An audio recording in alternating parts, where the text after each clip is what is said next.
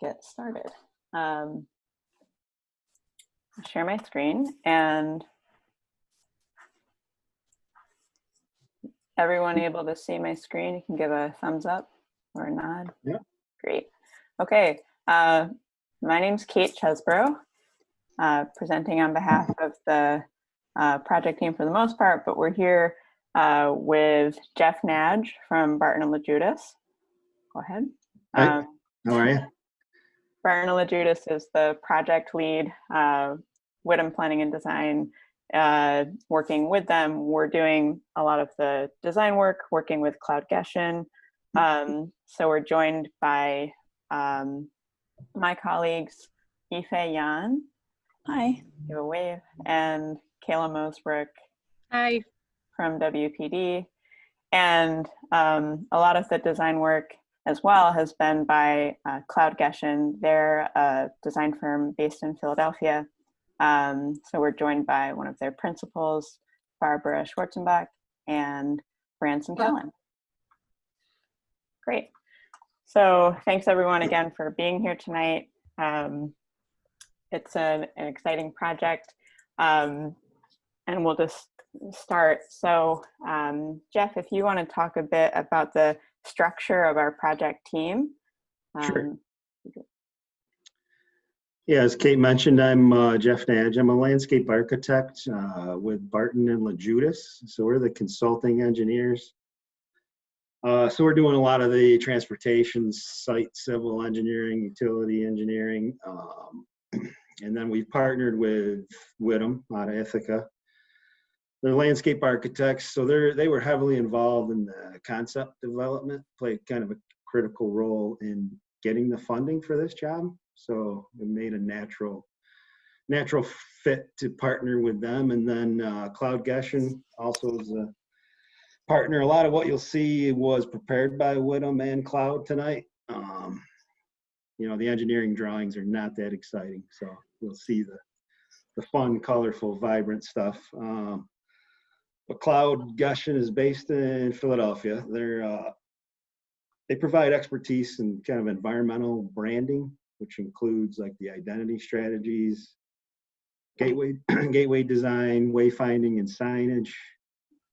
We also have on this chart Joshua Ludsky, who is the founder of Luma, is kind of a creative consultant on this for visual arts.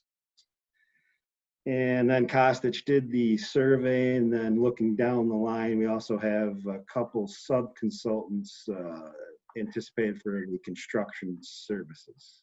So this is basically the entire team. And we wouldn't be here without the city of Binghamton. So we've got Jared Cram here as well. So the city has been, from the get-go, really a strong supporter of these ideas, and it's been a pleasure to work with them, and we're looking forward to keep them going.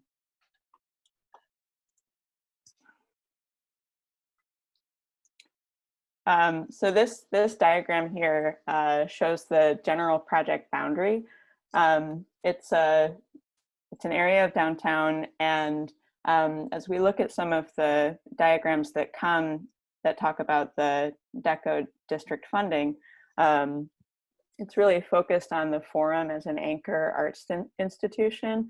So this map, though, shows where we're focusing our designs within the city street rights of way on State, Washington, Henry, a bit of Water, Clinton, Lewis, and Lewis Street, and Prospect Ave.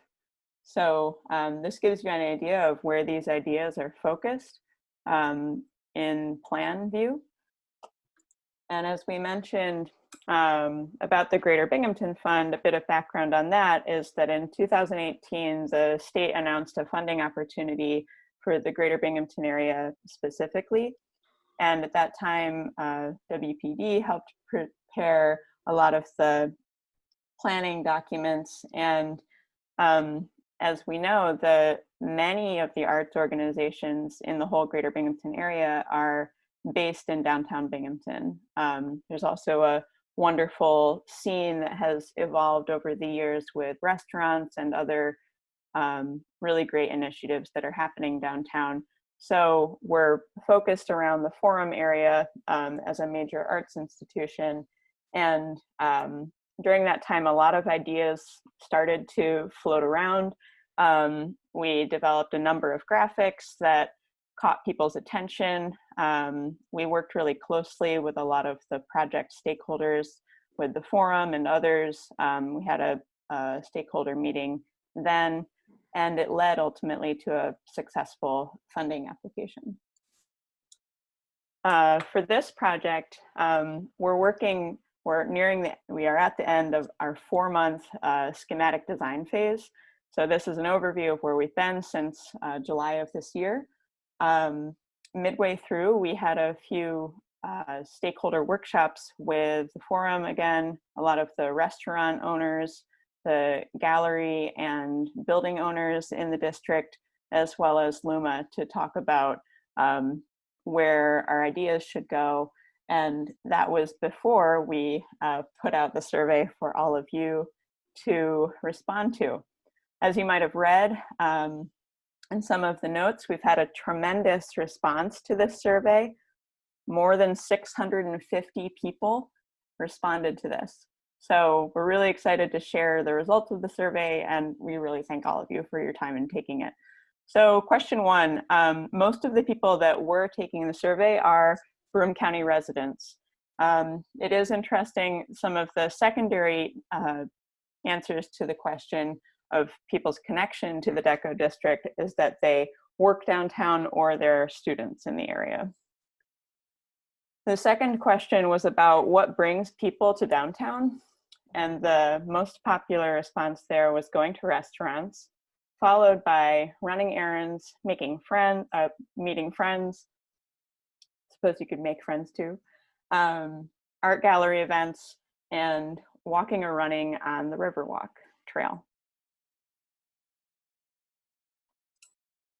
When we asked what elements we thought people would be brought to the DECO district more, the response was more outdoor events by far, followed by more green space and more features for adults as opposed to features for teens or kids. So those were some of the top responses there, as well as more businesses or residences downtown in the area. When we asked about what art elements of downtown people enjoy in and around the district, the most popular answer was public art, followed by First Friday Art Walks and LUMA. That happens every year. As another set of popular answers were theater and philharmonic events, again at the Forum, and art galleries. When we asked about riding bikes, it looks like most people are riding their bikes about once a year in the district, but we heard from people later in some of the more open-ended surveys that sound like they are the monthly or weekly bike riders. So this was an interesting conversation to have, as well as what features would improve the bike riding experience. So bike lanes and more connections to the Riverwalk were the popular answers there. As we're currently undergoing and experiencing the COVID-19 pandemic, we wanted to ask what features people have enjoyed, or in terms of responses, creative responses to the pandemic, and what we should think about including in the design. So answers to that included more outdoor seating for restaurants and more outdoor programming for art events, exercise, food, and so on. There have been some pretty interesting responses to that outdoor seating outside of the Lost Dog Cafe and others in the area. Question 8 was open-ended. We asked what elements that are currently in the DECO district today that people think should be highlighted in the design. So by far, the most popular answer here was public art in the district, followed by art galleries, the architecture of the area, and historic buildings. They're pretty related. And some third tier answers in terms of popularity were lighting, local organizations or artists and artisans, and restaurants. Among the following elements, we asked respondents to select 5 that they felt that the district should embody. It was a ranking question. So the most popular answers here were more plantings, green space and trees, outdoor seating and sculptural furnishings, strong visual presence of improvements, public spaces, lighting, public art, walkability, and streetscape elements and other outdoor elements.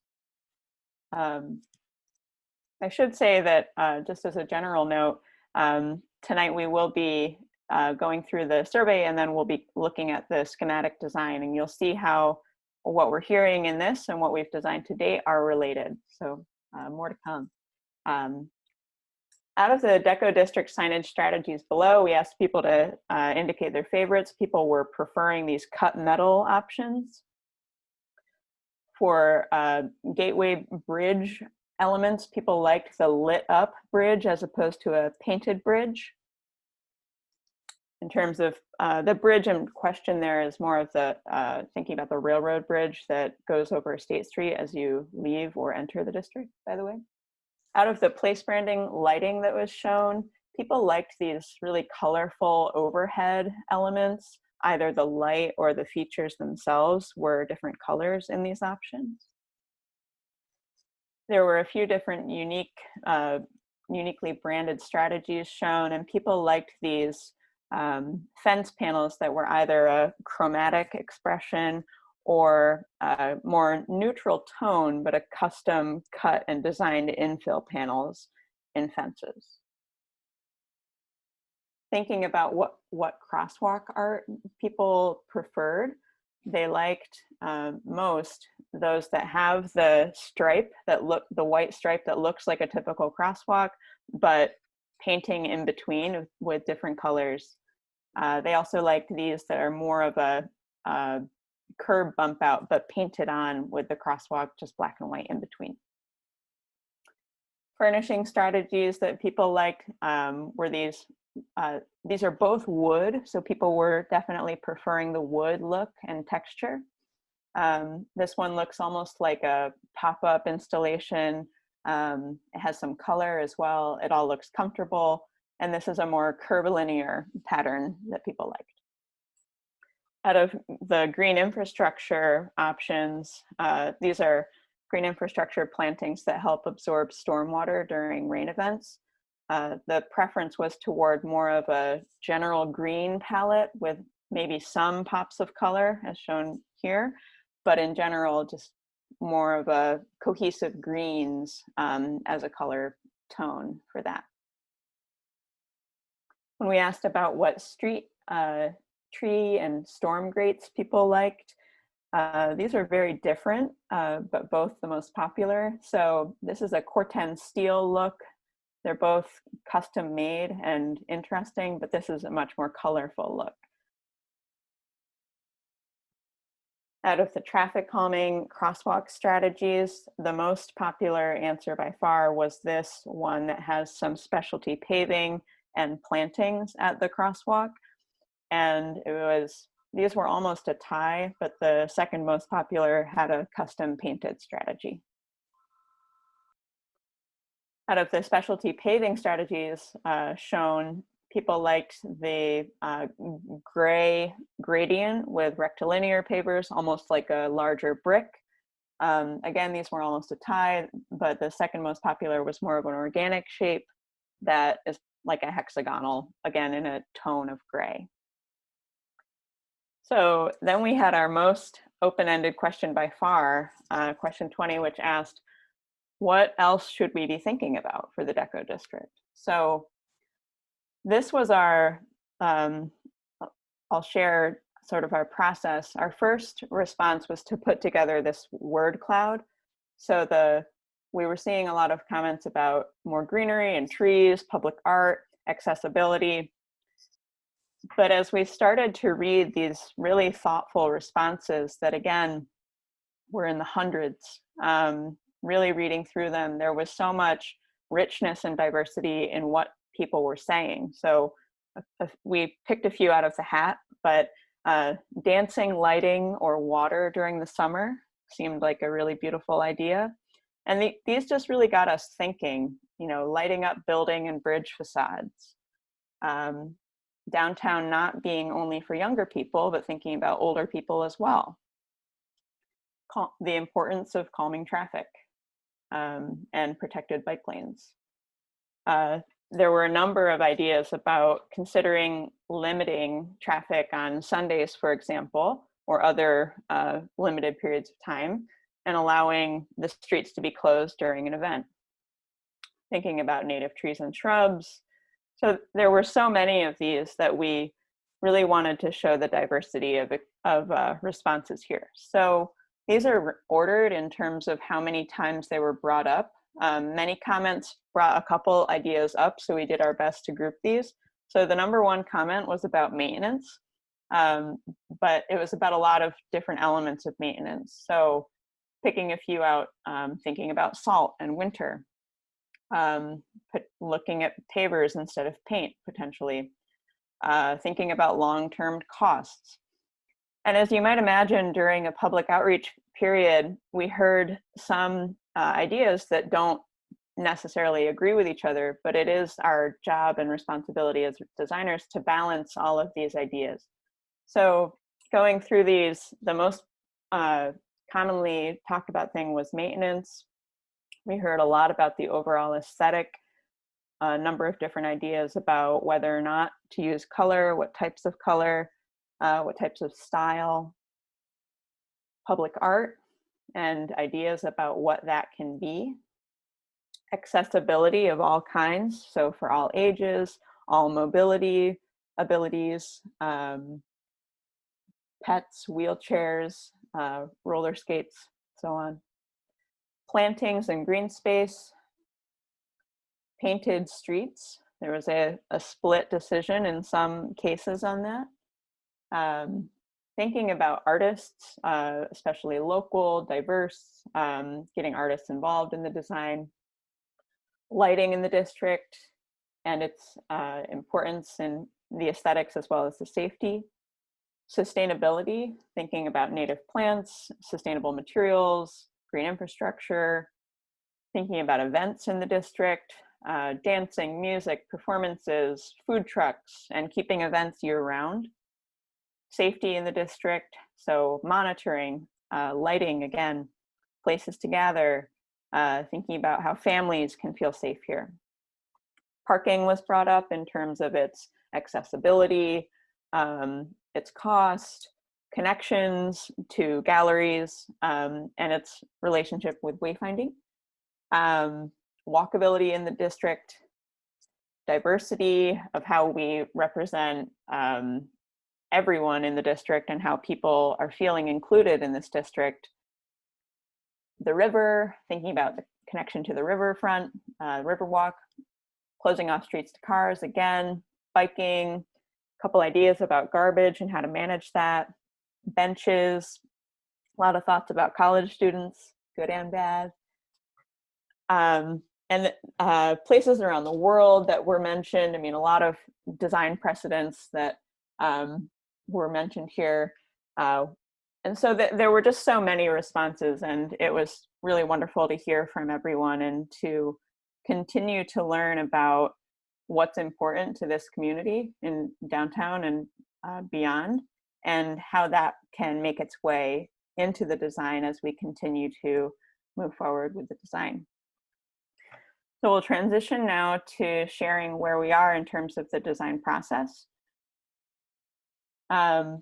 One thing as we began thinking that really struck us was about the history of the canal that used to be on State Street, and thinking about infrastructure and water and health, and how do we think about those elements in the 21st century now, and how do we think about infrastructure. So you'll see this idea of the canal pop up a few times as we talk about State Street moving forward.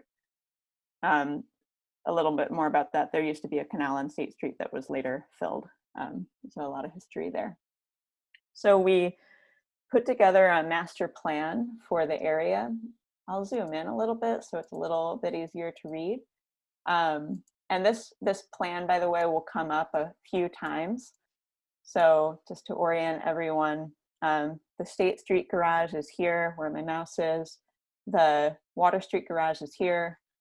And one of our primary gateways is the State and Henry Street intersection.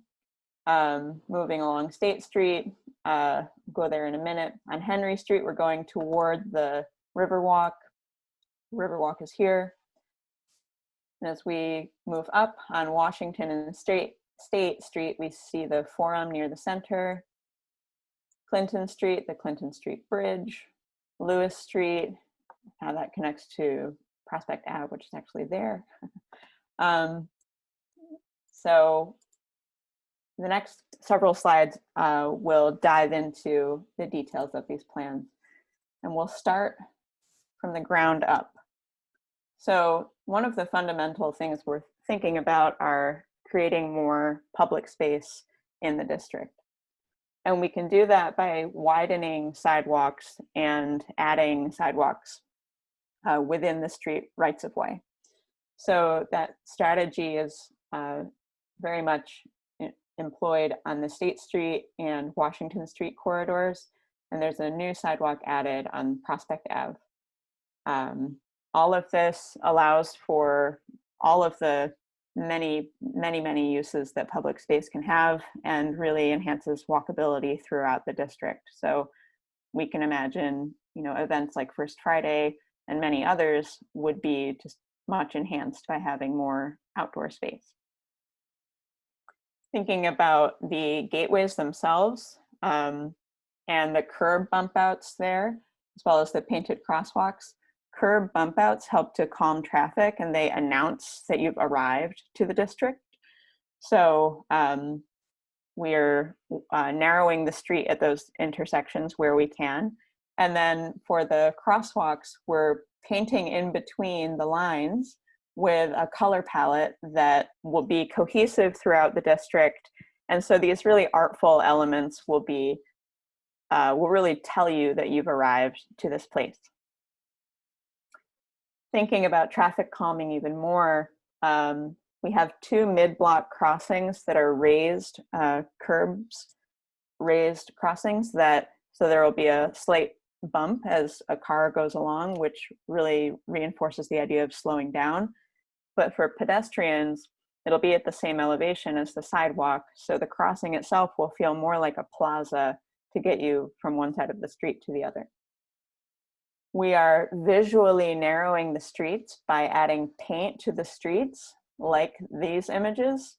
So this paint, the paint for the visual narrowing of the streets for traffic calming, as well as for the crossing, the crosswalks, will be a really durable, outdoor rated type of paint that will last for years. And then when it needs to be touched up, it can be touched up. And thinking about some special paving at the curb bump outs near the mid-block crossings. There are a number of strategies for public plantings, the most significant of which are new street trees in the district. During one of our first site visits, we were sort of joking as landscape architects, oh, there's only about 10 trees in this district. And then we counted, and there are only about 10 trees in the district. So this design calls for a diversity of tree species. So in the case that any blight might happen, that it doesn't knock out all of the trees. It's a really good way to think about the ecology of the city. So we have these canopy trees that are shown here. And then we have smaller trees where there are overhead wires or in between that are more ornamental, and some, like hawthorn, retain their berries and look really nice during the winter time. And we have shrubs and flowers and other perennials as well in some spaces. For the tree grates on State Street, for those same street trees, we're thinking about this water pattern that visually recalls the idea of the canal on State Street and also really celebrates the idea of infrastructure.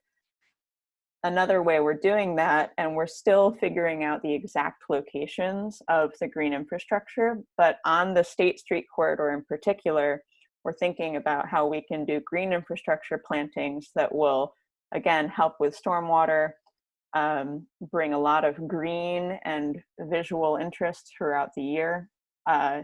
Plantings between cars and the pedestrian areas helps with safety. And we've got a number of species that look good throughout the year and again relate to the color palette. So we've got oranges and purples as well as greens to really have a cohesive palette. One more point on this, we also have some green infrastructure on Henry Street here as well as Prospect Ave and going down toward the railroad tracks. Movable planters are a strategy that are they're easy to do. We've seen some already in the district. As seen here, they can be on casters, so they can be moved in place for when we need them. We're really thinking about restaurant owners, building owners, gallery owners as potential sponsors of these, so that there's this network of movable planters so they can be moved out, maybe claim a parking space or two for an event, and then moved back in during winter or when that event has passed. Thinking about wood or metal for those materials. Furnishings in the district, they're so small in the plans, so these are blow-ups, but the outdoor benches are focused on the southern side of this segment of Washington Street near the Forum entrance and the intersection with Henry Street, as well as the State Street area in the middle of the street and the north side. So these benches are the same product that's being used on the Washington Street Mall that's being redesigned and will be constructed soon. So that helps lend a cohesive furnishing palette with the rest of downtown. And it comes in these really hot, beautiful colors, and it has a lot of different ways we can configure them so that there are backrests or armrests that are comfortable, and we can use these angles to put them together, which creates nice little pockets for conversation. Thinking about bike racks and waste receptacles, we will have a share row on both sides of the street on Henry Street to connect to the Riverwalk. And we'll have, we're planning for bike racks at Washington and State Street there. Again, these relate to the benches. And there will be waste receptacles throughout the district to help with maintenance and other concerns. So that's kind of building this from the ground up from a public space and more landscape perspective. And I'll hand it off to Cloud Geshen to talk about some of the branding and other elements in the design. Oh, I have to unmute you. Please hold. Okay.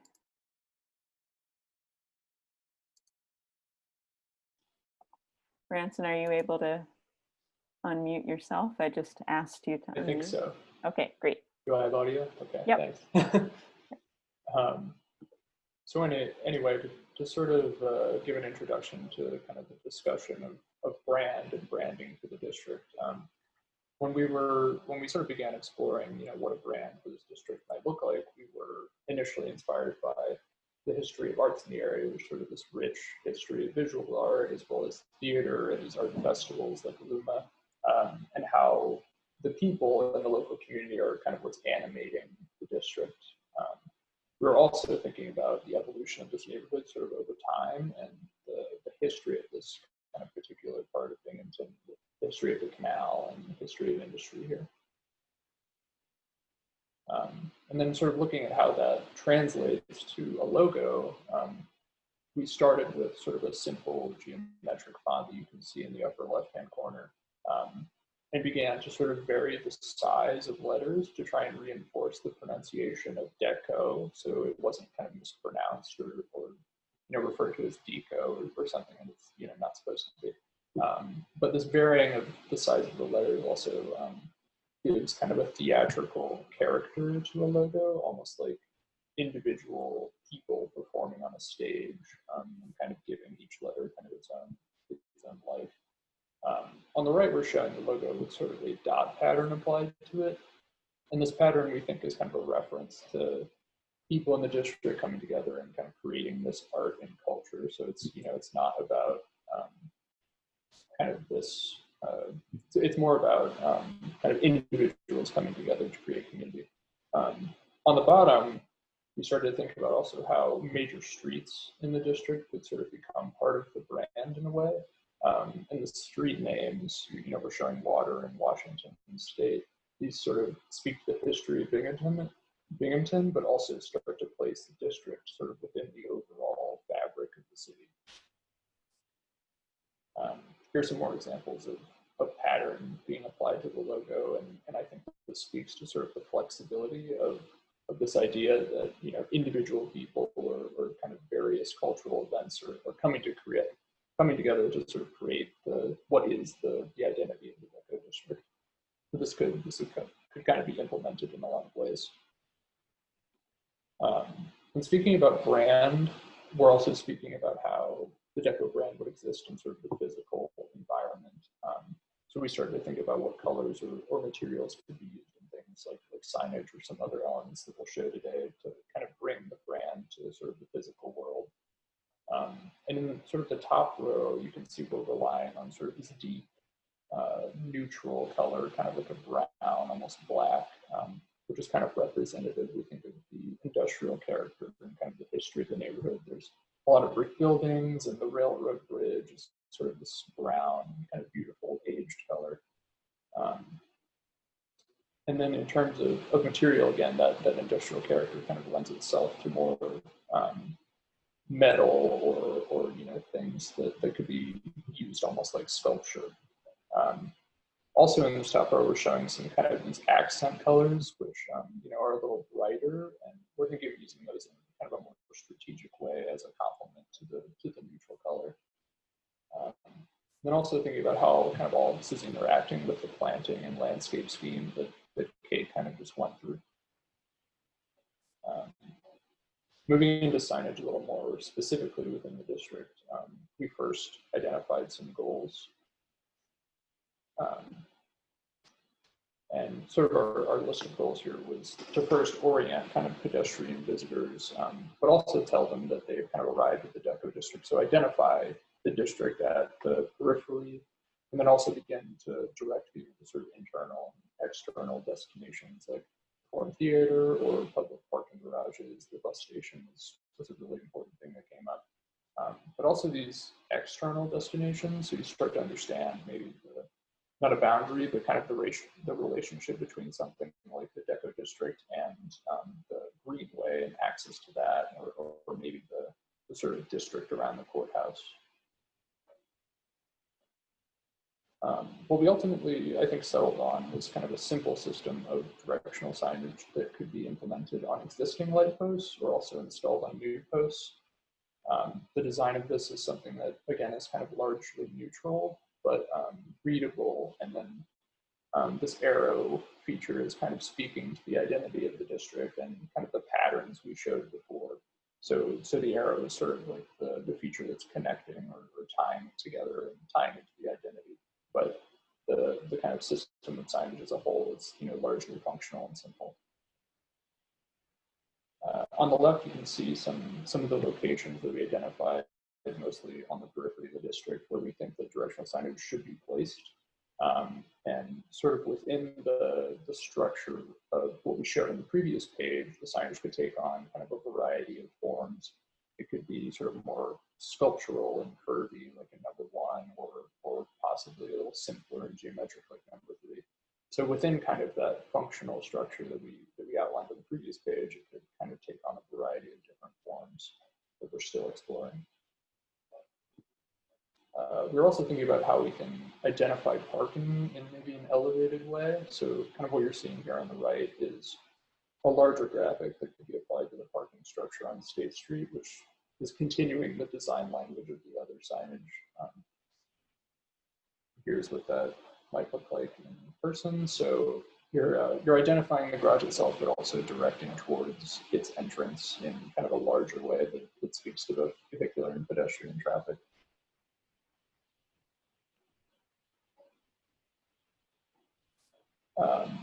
Moving into what we call gateway elements. And what we mean by gateway is that something that lets the visitor know that they've sort of arrived in this district in maybe a more elevated way. And what we're showing here is sort of a fairly tall sculptural piece displaying the street name as well as carrying the DECO name in a slightly more subdued way. And we're thinking something like this would be constructed out of metal with, again, some sort of colorful accent like you can see in some of the example imagery on the right. On the left, you can see some locations we identified, again, similar to what we did with the signage. Some of the particular intersections are State and Henry, as well as Clinton and Water Street. And on the right, you can see some more examples of the variety that these could sort of take on. They could be a little more curvy, or sculptural, like a number 1 or number 2, or perhaps be a little more geometric. But again, these are sort of these larger, more sculptural pieces that are announcing your entrance into a district. We're also thinking about some smaller elements which could maybe complement the gateway pieces that we just showed, and we're calling these sort of screen elements. And these are things that are sort of varying in scale, although smaller than the gateways. And these could carry a variety of messages. They could say, welcome, or welcome to DECO, or could continue kind of the street name language. And again, sort of we highlighted some locations, particularly the beginning and end of State Street. And on the right, you're seeing actually the existing median at State and Henry, and sort of an implementation within the median there, which in our opinion is sort of an underutilized space where some of these more interesting sculptural elements could go. And a few different strategies of how that could be implemented. They could sort of be organic and playful, or they could become more geometric. But it's all about kind of creating this gateway experience of, if you're driving past something like this, it's something that could catch your attention pretty easily. Within signage, we're also thinking about banners. There's a lot of existing streetlights on State Street in particular that could carry like some kind of a changeable banner. So you could put up these kind of colorful, eye-catching banners to let people know that they've kind of entered this part of town. These could also be geared towards events or something like that, but we're just kind of carrying the design language through to all of these different kinds of pieces. Sort of the final component, I guess, that we were thinking about when it comes to brand and signage is lighting. We touched on this earlier, but I guess we're going to circle back to it now. We thought about a few different kinds of light fixtures that we could locate within the district. A few standalone, which you can see in kind of the singular red dots, and then some overhead catenary lighting within central spaces, like across the street from the Forum, or kind of within the central space on State Street. And these standalone fixtures are what's referred to as gobo fixtures, which are essentially a focusable light fixture that can carry pattern and image. So you're seeing this particular fixture sort of casting this light down, but also displaying the DECO name, or it could be a little more ambient. It could just kind of be a pattern like water. There's some kind of example images on the left that give you kind of a greater idea. This could be colorful or kind of these ambient patterns. But what's kind of interesting about this is that you have the ability to change the image periodically. So if the city, for instance, wanted to display a particular graphic during a specific time of year, you could change out the sort of image piece of these while the fixture stays in place. This could also be something that local artists participate in if they become engaged, and they could create custom graphics for these things that could begin to animate the street. and then the catenary overhead lighting that I was referring to earlier, kind of in concert with these other fixtures.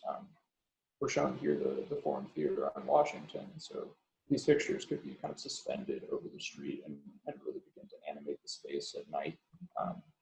This is great for a variety of reasons, like safety. It could potentially make this safer, but it also is creating this sort of sense of public space, and that this area is really for everyone.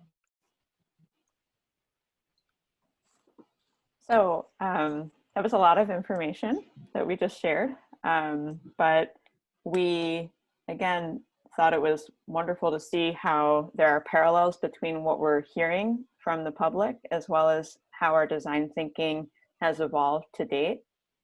As we've said, it will continue to evolve as we work with the city and continue to think about what we're hearing.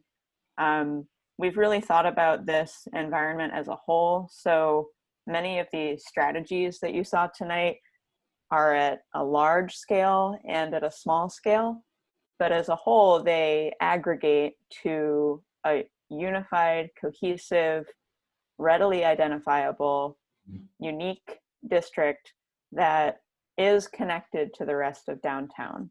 So we hope that this becomes a really wonderful part of downtown Binghamton, and are really looking forward to keeping going with our design process.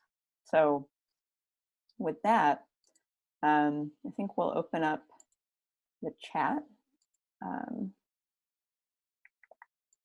and start to have a conversation. Where's my chat?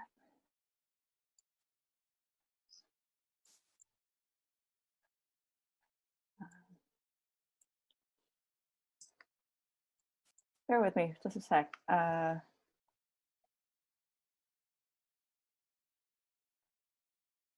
Ife or Kayla, if you have a tip I should be following. Ask my colleagues. There it is. Okay, here's the chat.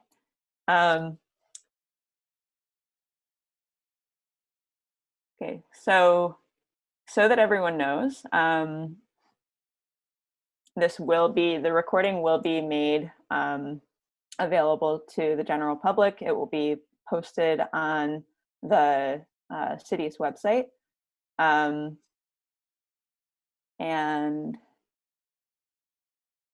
I think I'll unmute participants, and if we can,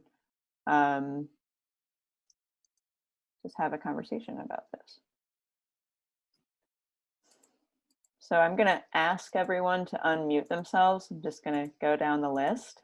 And if you are at your computer and have a video that we can see you, that's even better. But if not, no worries. There is one question in the chat that asks us to talk a little bit more about the experience in front of the forum. So I'll zoom into that area in the plan.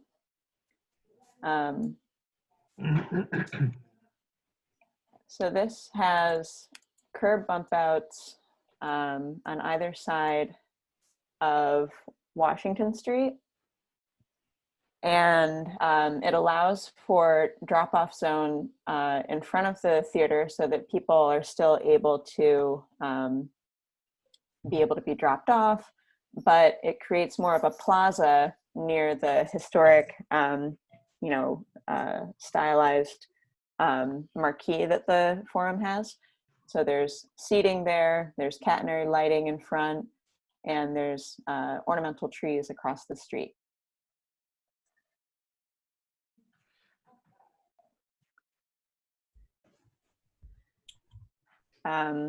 Maybe before we move into a whole group discussion, we could talk a little bit more about next steps so that it's clear where we're going from here. I might have jumped the gun a little bit. Kate? Yeah. I had a question regarding the State Street garage. It's definitely a neo-Stalinist, brutalist structure on its best day. That's when the sun's out.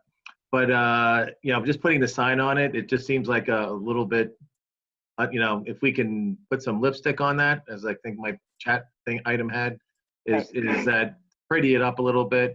And hopefully it'd be something that could be detached. So in the next garage that replaces it in the probably not too distant future. So if it's a great piece of art, we're not going to lose it for posterity, but that's something that could be attached in that process. Any thoughts? Our thought basically was to focus on the streetscape outside of it, because we know that that might change, as you alluded to. There's no definite timeline for when that will be. We just wanted to do what we thought was the priority of making it really obvious where to park to go to galleries and the forum.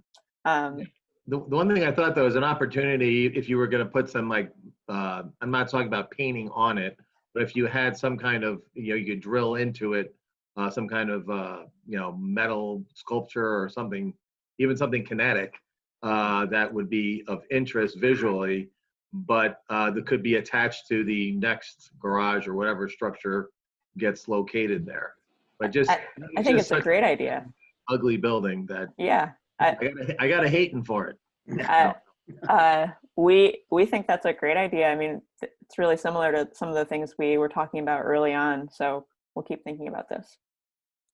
And I take it, did the lateral park went away, I take it? From the one that was going to connect from State Street over to the Washington? Bob Crow parcel, I think. Yeah. Yeah. So that is still privately owned. So it's not part of our scope.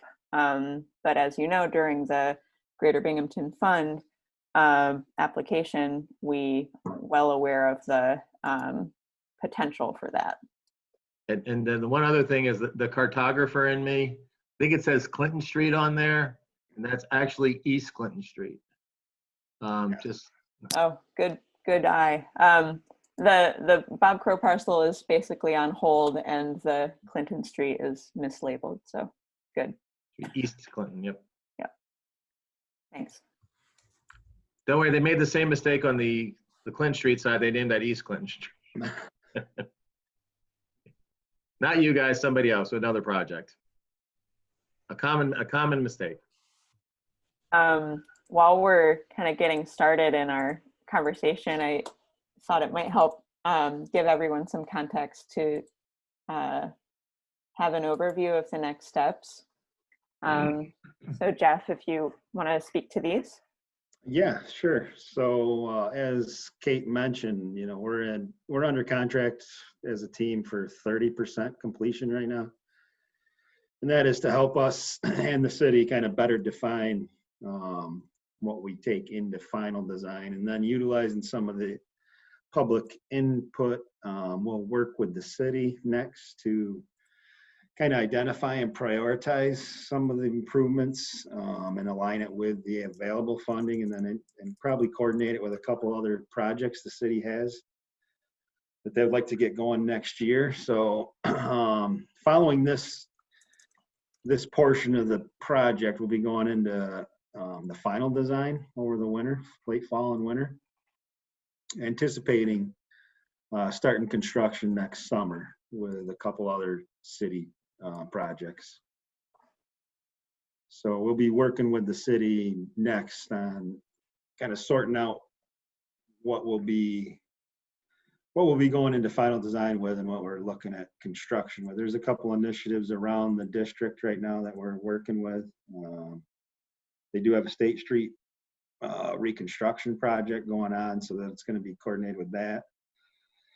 And then there was an RFP out for the Water Street garage, so that may go eventually. So we're kind of anticipating certain things, you know, in that parcel, as well as, you know, I think we're designing the Washington State to anticipate that, you know, Bob Kroll parcel does become a public space eventually. So, but that is the kind of the long-term schedule right now. So we're looking to go to construction next year. Okay. We've had a couple more. Thanks for that overview, Jeff. Yep. Had a couple more comments come up in the chat. So the first is about thoughts on extending down Henry Street to the bus station to entice visitors.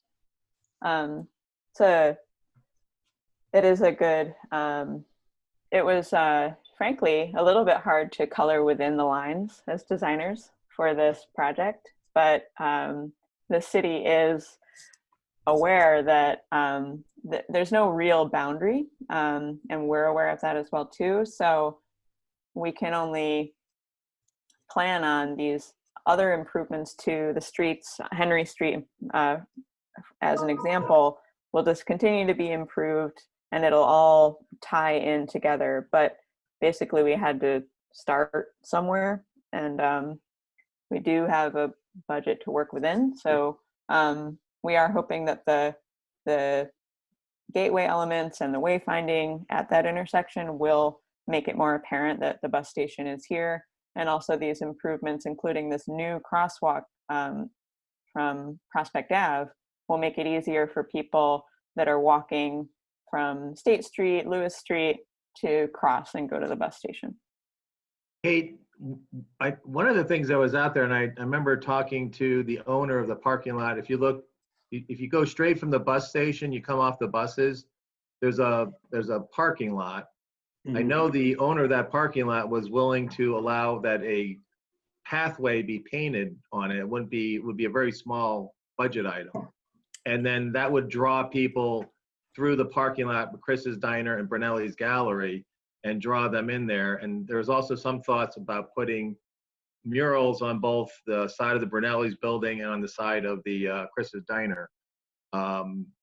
And that would and then with the signage that would draw people from the bus station into it, rather, because other than that, you're putting them on Henry Street, which is not the scenic zone of the city of Binghamton. So if you could draw them straight into it, but there was, I think that was part of the original design. I don't know where it went, but it just seems it's an inexpensive way of doing it. And I know the owner of the parking lot was very willing as a supporter of the arts. It's Tom, the owner of Atomic Tom's. Yeah.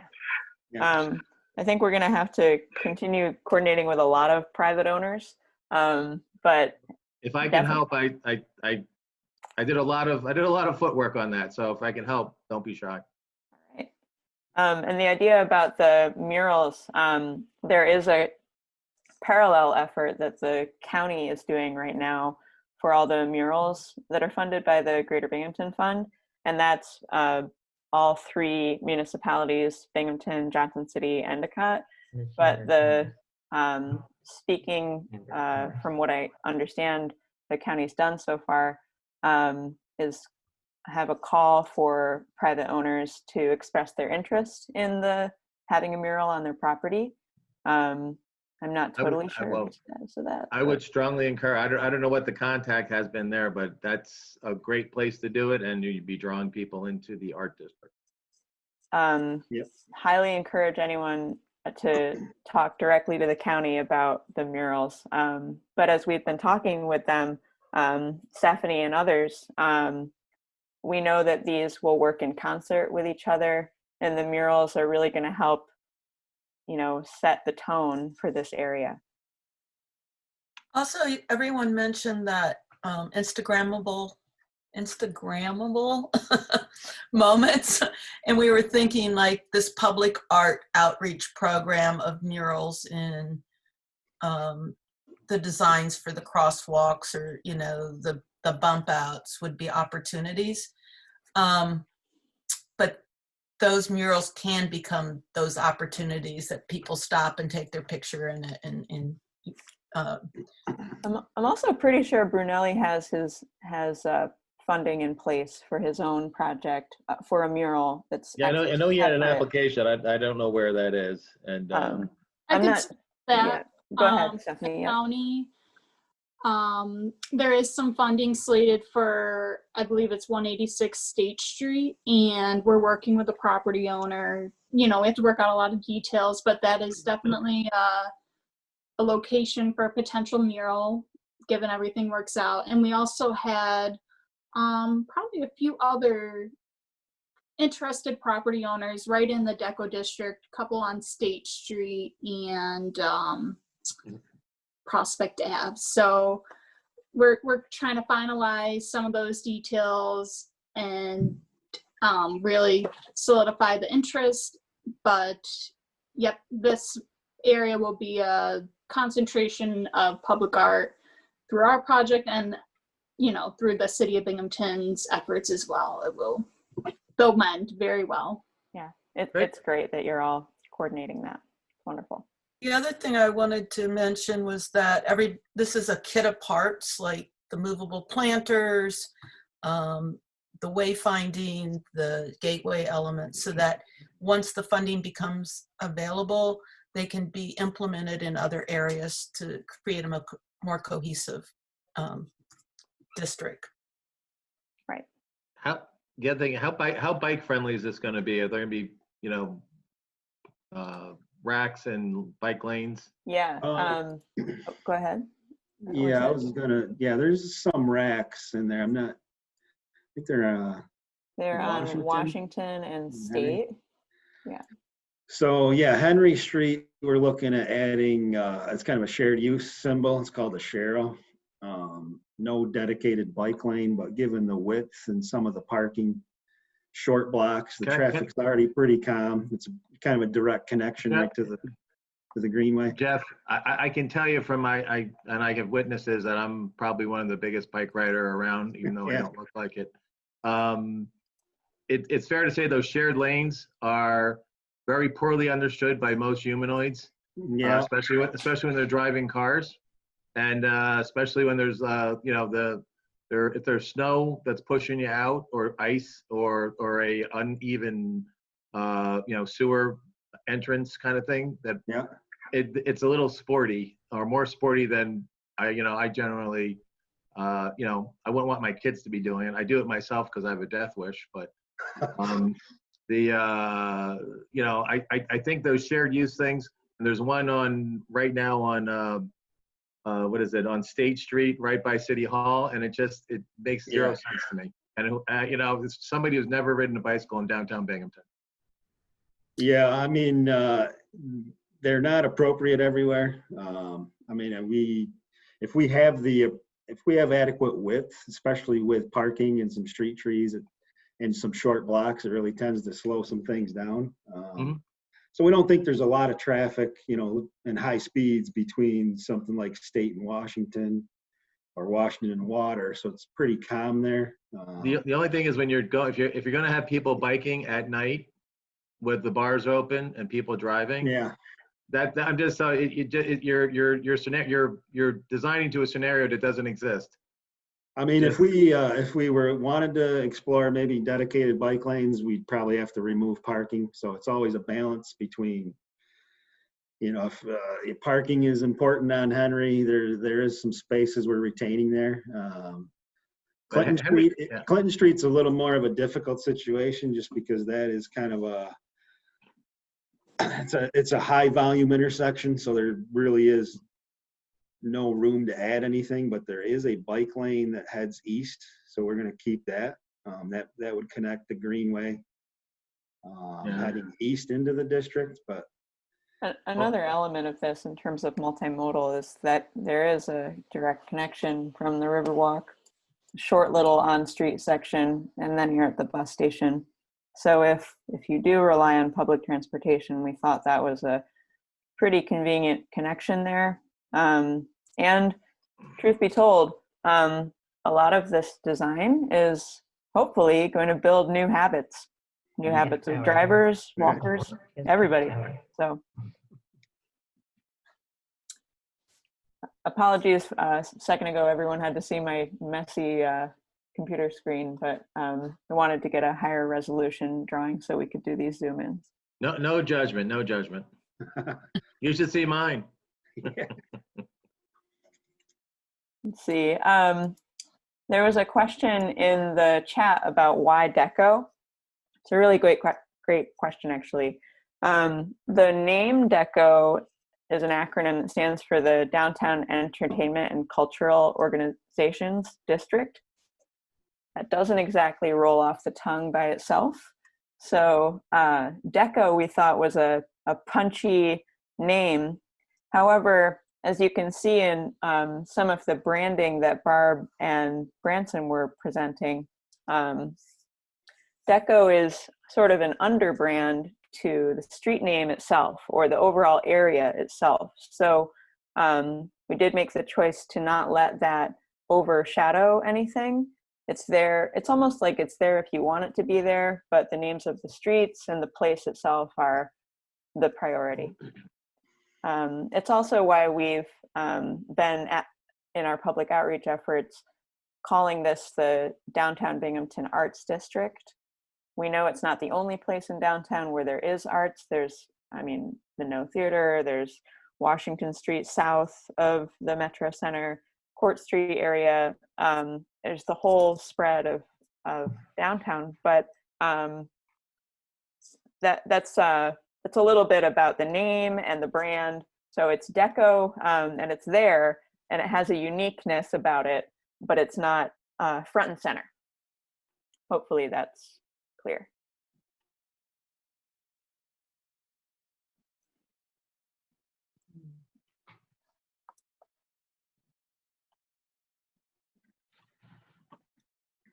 Again, if you have any colleagues or friends, anyone you know that might have been interested in coming tonight and isn't here, or you know, even to look at these survey results, there's a lot of things that were brought up that it was a really rich dialogue that people were having. So this will be posted publicly, and also if there are questions as you think of things, you can reach out to me at WPD. So it's two complicated last names in a row. It's my last name, Chesborough at whittamdesign.com. It's my email address. So feel free to share that or to reach out if there are any questions. I'll just go back to the plan.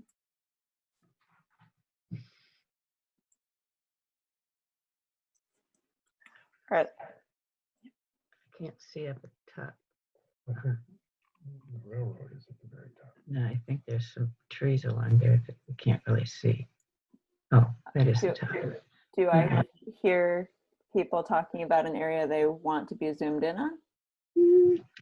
on? Would you mind zooming in on Prospect Ave? Sure. We have a real traffic rodeo going on up there now. So on Prospect Ave, there's a really wide street right of way between, and as we know, Prospect Ave, as we know today, Prospect Ave is, there's no sidewalk there, and there is, like you said, a bit of a rodeo in terms of traffic. So what's proposed here is a new sidewalk that will continue to allow Firestone to park their customers in front. You'd have to, it'll be a mountable curb, but a new sidewalk will go all the way to the end of the street. Tree plantings will be of an appropriate height underneath the overhead wires. And these are all green infrastructure elements. So they'll soak up the water that pools in this area. And there's on-street parking both for Firestone and for 61 Prospect. So it's more defined in this plan than it is today. Good. Thank you. On the other side of the street, just to recall some of the things we heard in the survey about the lighting in the bridge. So we have an active railroad line on this end of the DECO district. So we're calling for lighting that will light up the underside of the bridge. So that industrial character will be, I mean, it's actually quite beautiful today, but it'll be highlighted, and you'll have these really contemporary light fixtures that highlight that as a true gateway for that area. We didn't spend a lot of time talking about Lewis Street as yet. This calls for supplementing some of the existing plantings that are there, visually narrowing the street with paint to help calm some of the traffic. Each of these gateway areas, again, have the painted intersections. As we come to Clinton Street, there's that Gobo special lighting fixture at this intersection. A gateway feature that Branson showed that are, these 14-foot tall pieces right when you get off of the Clinton Street Bridge. Wayfinding signage on the back of the church.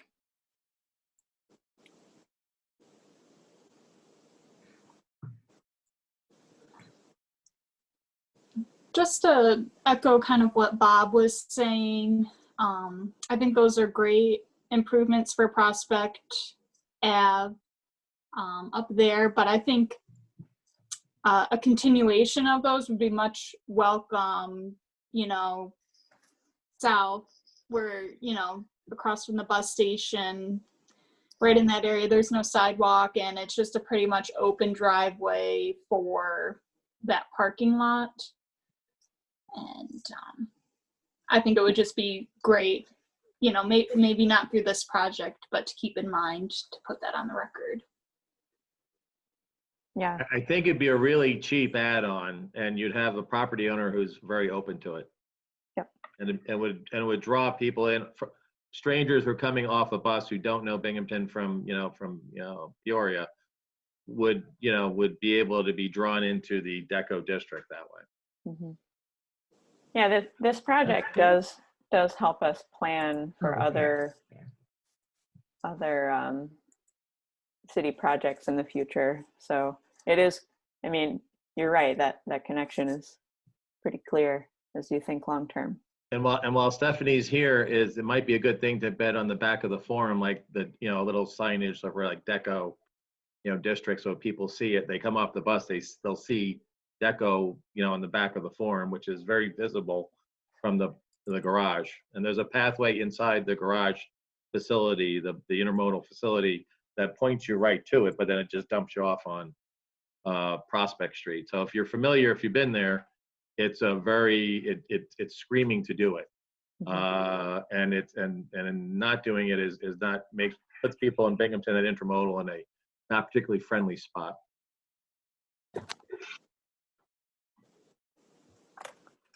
These are good points.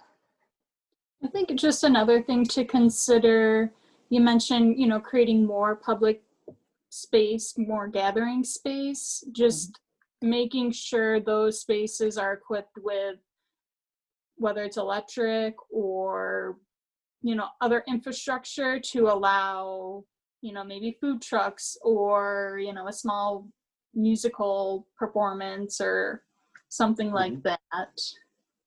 That's Stephanie, that's a great point, because the lighting on State Street, where we did the first year of Luma, it's very low amperage, and that bottom line, if you're going to be opening the street, and I think that's being opened up, I would get a much more robust electrical system in there. I'm glad Stephanie said that. That's why she's a planner, as far as it goes, because that really was a real limitation in being able to put on events there. Even with Luma, you put in like a popcorn popper. The element that it would heat the oil would blow the fuse. Oh, boy. Yeah, and as we think about these lighting fixtures that Cloud and team have put together, we will absolutely be confronting voltage in the area. So we'll have to wrap this all in. Yep. Good points. And you're right. It can be as simple as the ability to plug in, and then the community just takes care of the rest. And that kind of sentiment about community events and we're hoping to basically set the stage for more and more to happen in the district, more public art initiatives that private owners might take on their own, window displays and so on. People are already doing so much good work in the area. We just hope that this really helps promote people to come to the area, spend time, and keep this area healthy, vibrant, and growing in the creative ways that it does.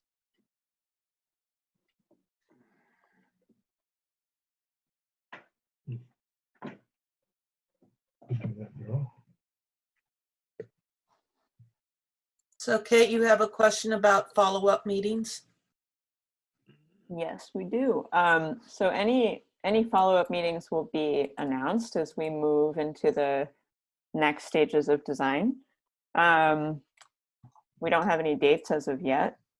We will need to do some coordination with building owners in particular as we're talking kind of nuts and bolts, but the general public will be continuing. You'll keep hearing updates about this as we move forward, and you'll be able to reach out to us. Just don't know the details yet. Mhm. Or the format that'll take. You know, we're all on Zoom, and this Zoom universe barely existed before early this year.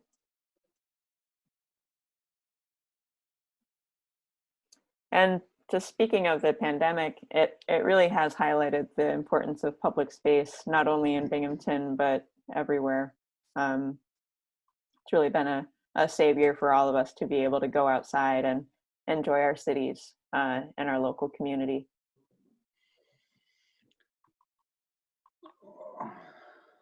So I think we're going to keep the meeting open for a little bit longer, but I think we've covered most of the material that we had for tonight. Again, these will be posted. You can send them to your networks, and hopefully the survey results and these designs to date help inspire and inform everyone about what this project is doing, as well as what others might be able to do as well. Hey, quick, has BMTS, like on the bike side of that, have they been looped in? Not yet on the bike side. We've coordinated with them on the bus routes right now. It might be a good idea. They've had some good ideas as far as bike paths and Yeah. that are actually functional. I'm not, just so you know, I'm not a really big fan of the way it's being presented on the bike Yeah, side. I mean- and if you want to make it so that it becomes a more, walkable, rideable, city, instead of just being the 50s, we want to get out of the 50s and get into the, at least maybe the Right. 20s, single digits, kind of thing. So how do we get there? Yeah. Yeah. I mean, the only thing we've looked at with the BMTS is their actual route map right now. Mhm, mhm. So there are a lot of I'd be glad streets. to volunteer and bring my Yeah. bike and do There's a whatever I lot of need to streets do. on that map I wouldn't ride, but there's always a debate on, some cyclists feel more comfortable moving with traffic and using the street lights and following, the traffic laws, and there's some that like a separated system, but some folks think that makes people feel too safe. I mean, I like dedicated lanes myself, at least. Do you ride a bike often in the city? Not in the city, no. Okay, so then don't, Yeah. they're not good. They do I've not heard work. both sides, yeah. I know, but I just tell you, I've had engineers tell me that all the time because they're trying to save space on the road. Yeah. But at some point, you got to make a decision. And if you're going to just exclude bicycles, just exclude them. But if you're going to say you're going to do something, it's even putting people in a more dangerous situation Yeah. than if you just left them to their own devices. Because Yeah. people those- do not obey them. For those that don't know, what does BMTS stand for? Oh, I think it's Binghamton Metropolitan Transit Study, It's their local MPO. That's, yeah. something like that. I'm close if I'm not there. Yeah, I mean, this is not, I mean, if there was some additional transportation funding, I mean, this is more of a streetscape enhancement and pedestrianization project. So, Well, bicyclists are people too. yeah, I know we're doing what we can to at least link up to the Greenway. Yeah. That was, As far as a separate facility inside the, the right of way that we have to work with, that would be difficult. Well, that's why engineers get the big money. Just Yeah. think the big thoughts. I Madre know that- Dio. Jeff and Kate early on looked at one-way streets and tractor trailers and all of that. Yeah, yeah. yeah, I mean, there's so much traffic volume going through here. We looked at maybe one way, or actually even closing down Washington between Henry and Clinton, it's Yep. just a pedestrian zone. But there's so much traffic, at least trying to access court between front and, there are a lot of parking areas in this district. So, but, like I said, there's short blocks. They are moving relatively slow. Hopefully some of these mid-block raised crosswalks will even slow people down more. Yeah. Kate And and Jeff, can I just stick my oar in for a second Yeah, sure. Go ahead, Scott. and support Bob in looking at, maybe just quickly looking at a bike lens with this as well. I think it's an important piece that we've talked about, Yeah. but it might bear revisit. And Bob, good to see you. Thanks for your comment. Oh, no. So I apologize as well. No. I They're think helpful. as someone who Yeah. tries to ride my bike in a city to work every day, I really think it's an important way to look at the space, Mhm. and I think that it bears some thought. So thanks for those comments. No, thank you.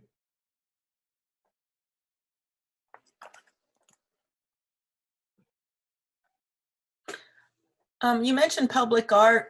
There were some screens or pieces of art we were thinking of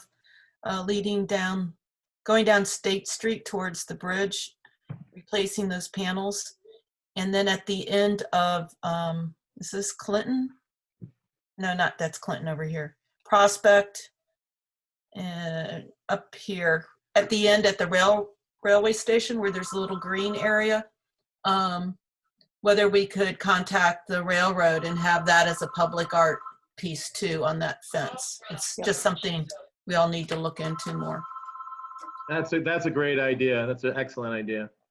Because I did a lot of that in the Syracuse by the railroad crossings up in Syracuse, and it looks good. It got a lot of positive attention along the way for that as a gateway to that, and I can't remember the name of that district. But Yeah, it's the West End over there.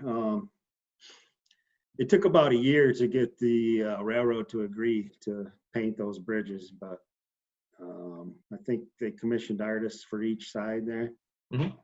I know, Yeah, I it's know, yeah. pretty I nice, know yeah. the New York Susquehanna and Western is a different crossing. Norfolk Southern is not as friendly. The NYS and W was very open to painting Yeah, on the east side of town. yeah, CSX won't really even talk to you usually. Were there any preferences on the variations of the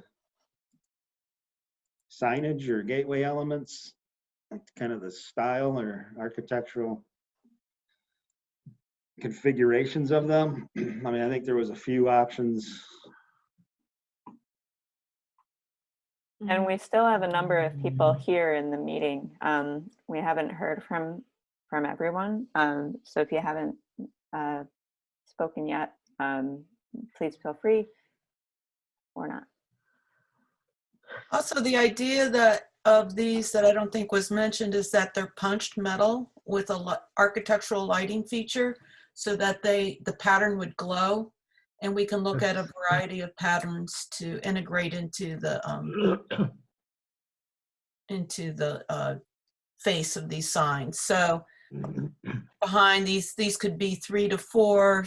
This one shows it a little bit more, but we were thinking it could be RGB light so that it relates to the arts district and the color palette some more. The RGB would be great. So you could design it. I mean, you could program it then. Hello? Yes.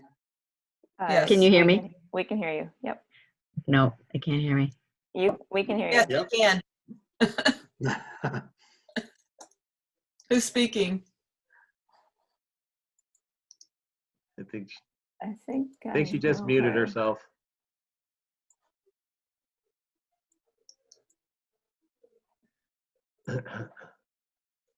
Whoever was speaking, would you like to type in your message and we can get you back online?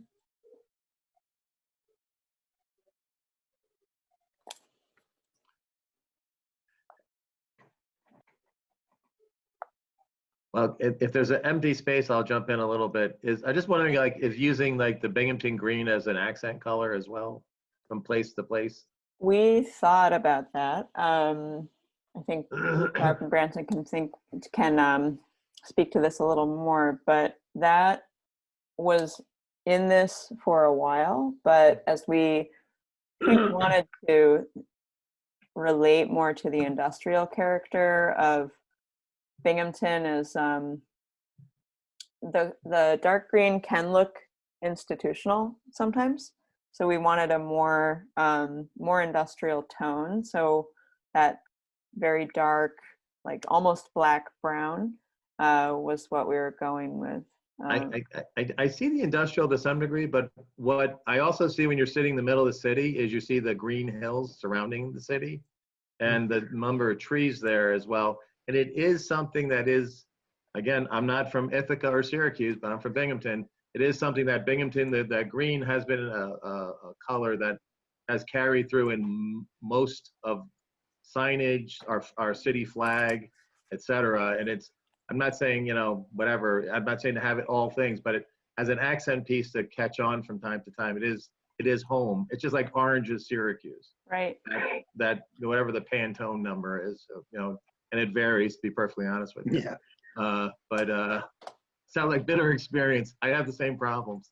But at one point I tried to get the university and the city to merge their Pantone, but I was roundly thrown out of that one. So it will happen someday. We are going to definitely keep thinking about the color palette and how we apply it. And, Cloud has done so many sketches. It's amazing of how these come through, but we're only at the beginning of design. Wanted to refresh everyone's memory on some of these signage options. So the wayfinding signs, again, as Branson mentioned, these are attached to existing light poles. There's a number of different styles of existing light poles in the district. So one thought was that these wayfinding signs can help to unify the district because they would all match. So we've got a few different styles that we're thinking of here. Yeah, and each of these would relate back to the gateway because we want a cohesive graphic system. So, we're just showing you that with the concepts for the gateway elements that we can relate the wayfinding to it. If anyone else had something to say, go ahead. Am I on mute still? We can hear you. Oh, you can hear me, good. I do like the wraparound signs very much, and I like your DECO signs on the green grass or whatever green you have. I think you're going to find, I know for a fact, there's a lot of dog owners in these apartments, and it's quite dense with dogs. I'd hate to see it abused. Is there any thought of how to protect some of these green spaces from dogs, or in New York City, when I lived there, you used to curb your dog. Nobody curbs their dog anymore, but, and I don't know. Humans. Right. And I don't know if you put a dog park or a dog walk spot, but I know my tenants go straight across the street and those trees get peed on 25 times a day. Yeah. So I don't know what you can do about that. A couple things. So more waste cans downtown would help for people to put their bags in. We did think about dog waste stations, but that seemed a bit too specific when, good looking big waste cans could take more than just that. But we did think about it. In terms of the plantings, it helps basically to have spaces that are a little more difficult for a dog to get into, because they will walk right onto lawn and go right to the tree because that is easiest. So something a little thicker, and there's nothing stopping private owners from putting little signs to the effect of curb your dog. We haven't, I think it's a good thing to keep thinking about as we look at the design. But there's also a balance to strike between trusting people to do the right thing. But dogs came up in the survey quite a bit. Your dog. No. Right.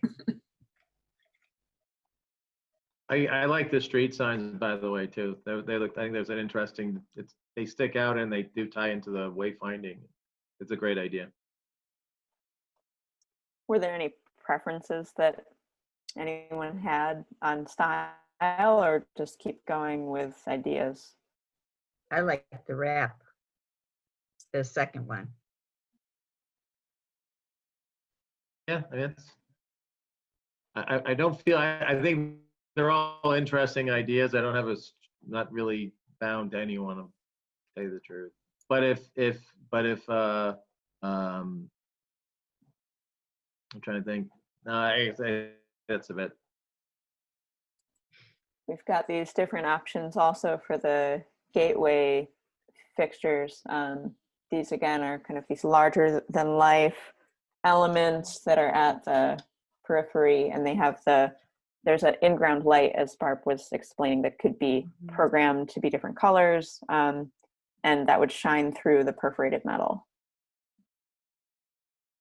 I like the first one, but they're all nice.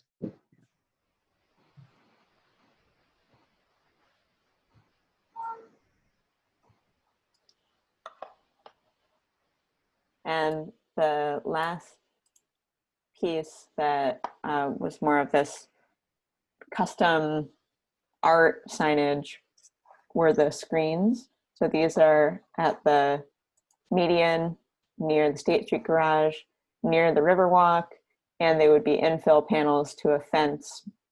It's actually the only, one of the only fences in the area on State Street.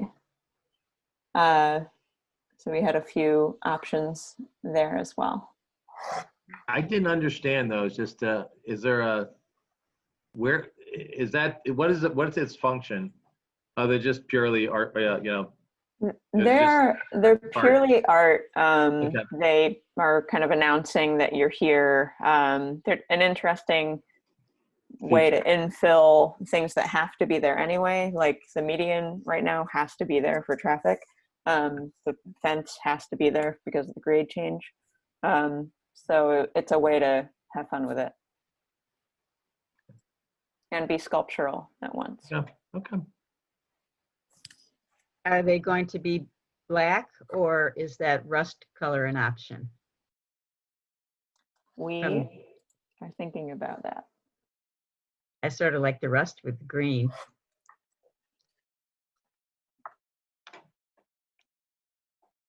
And, or could they be done in form of letters, and that could be your photo, your Instagram location? Interesting idea. Yeah. We could do that one, maybe in a place that would be safe to do it, like near the Riverwalk.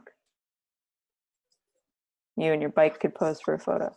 No one wants to see a picture of me, let me assure you. Well, I think those are, the idea is that these islands, it's sort of the gateway concept starts and leads you into the district. And we're thinking that we could implement them in a few places. I think they're very, they need to relate to the gateway in some way. So the pattern or the shape, this one was a little bit more of a wave, along Water Street. I mean, State Street where the canal is. And we have a Water Street, which you might think was the canal, but it was named State Street because they gave the city of Binghamton money to fill in the canal. And so they named it State Street for that reason. I think it's also about trying to kind of blur the line. I mean, one of the things I think that came up through like talking to the members of the public was like it's very difficult to kind of try and define edges in kind of a city fabric. It's kind of about extending and blurring the boundary. Right, right. Like the street names already exist, and there's no convincing people that it's State Street. So yeah, that is exactly part of why we're thinking about the names. So we've been together for a little about an hour and a half. I think we might wrap up the meeting. As we mentioned, the recording and the slideshow will be available online.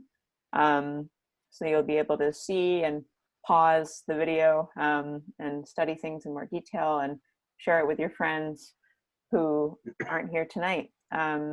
Thanks everyone for coming, for sharing your thoughts with us, and keep in touch.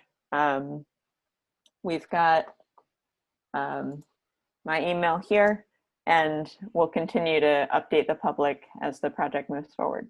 So thanks everybody. Hey, Good thank you. Thank you, everyone. you. Nice to see you all. And